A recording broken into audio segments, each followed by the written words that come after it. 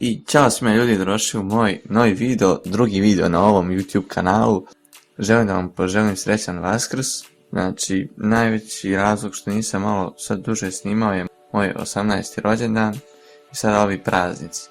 Tako da sada krećemo sedmično 2 do 3 klip. Zahvaljujem se na 8 subscribera, 57 pregleda na prošlom videu i 8 lajkova. Također pozdravljam ljude koji su komentarisali video Sebo Gaming i Miki Minić. Također pozdravljam moju drugaricu Zora. Danas radimo analizu jednog trenera, preminulog trenera, nažalost, Radomira Antića. Čovjek koji je mnogo toga doprinio u našem srpskom fudbalu i u svjetskom. Radomir Antić rođen je u Žitištu 22. novembra 1948. godine, a preminuo je u Madridu 6. aprila 2020. godine.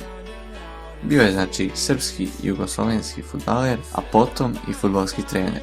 Znači dok je bio fudbaler bio je odbrambeni igrač.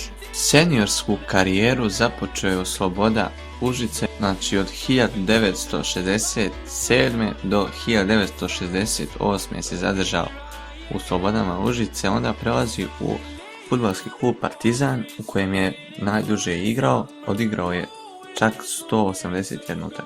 A nakon Partizana prelazi u Fenerbahče, tu se zadržava 2 godine. Za Fenerbahče odigrao je 28 utakmica. Onda 78. prelazi u Real Zaragozu, tu također igra 2 godine, ali ovdje odigrao je dosta više utakmica, 58.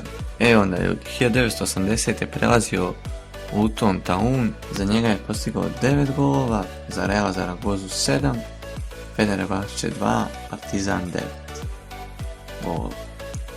A za reprezentaciju odigrao je samo jedan nastup i to 1973. godine. Sad ljudi krećemo na nešto moćnije. Znači, trenerska karijera, on je prepoznatljiv zbog toga. 85. do 88. u Partizanu pomoćnik, od 88. do 90. 1990. Real Zaragozu, onda 91. do 92. Real Madrid, onda 92. do 95. Real Oviedo i onda od 95. do 2000. trenira Atletico Madrid. Onda ponovo od 2000. do 2001. Real Oviedo, pa 2003. Barcelonu, pa 2004. Celta Vigo, onda 2008. do 2010. selektor srpske reprezentacije, 2012. do 13. Shandong i 2015. Hebei. Znači to je to njegova karijera. Najveći dio igračke karijere je proveo u Beogradskom Partizanu. Jedini je trener koji je u svojoj karijeri trenirao Real Madrid, Atletico Madrid i Barcelonu. Također, jedan je od dvojice trenera koji je sjedio na klupi Barcelone i Reala.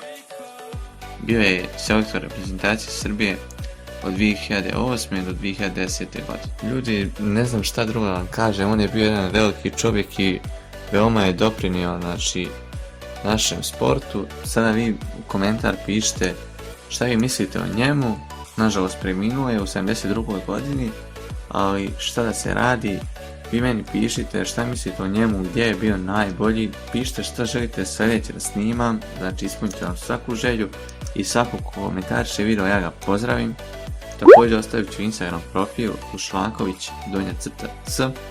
Ako želite možete me zapratiti, ako želite znači slobodno taj subscribe ostavite, ali ako ćete ostaviti stalno da gledate moje video, to jest ako vas zanima, ne želim nikoga da tjeram, znači vaša volja je meni to značilo, gotovo taj like, znači volim, znači 8 pratilaca imama, 57 pregleda i 8 lajkova, znači stvarno sam prezadovoljan.